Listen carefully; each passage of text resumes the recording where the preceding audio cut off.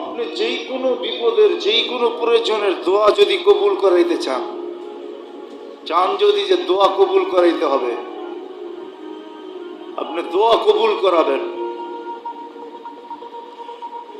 দোয়া কবুল করাবেন। আপনি যদি আপনি চান যে দোয়াকে আমার কবুল করাইতে হবে, তো আপনাকে কাজ করতে হবে। আপনাকে যদি কবুল করাইতে চান, আপনি যদি কবুল করাইতে চান, তাহলে একটা সিস্টেম আছে। প্রথমে 100 বার আয়াতুল কুরসি, 100 বার দুরূদ শরীফ পড়বেন, 499 বার পড়বেন লা হাওলা ওয়ালা কুওয়াতা ইল্লা বিল্লাহ।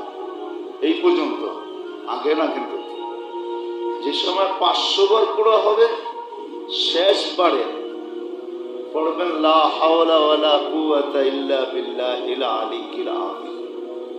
500 পড়া হয়ে গেছে, তারপরে 100 বার দুরূদ শরীফ পড়েন। এইভাবে কয়েকদিন পড়া দোয়া করেন। হাদিসের আলোকে, কিতাবের আলোকে বোঝা যায়, এটা এতটুকু বলা যায় যে কোরআন মাথায় নিয়েও বলা যায় যে আপনার দোয়া কবুল হবেই হবে, হবেই হবে, হবেই হবে। আপনাকে প্রথমে 100 বার দুরূদ শরীফ মনে উঠলো, এই জন্য বললাম 499 বার লা হাওলা ওয়ালা কুওয়াতা ইল্লা বিল্লাহ।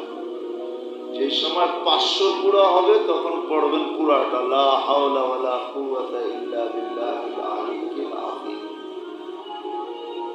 তারপরে 100 বার দুরূদ শরীফ পড়ে আপনি দোয়া করেন।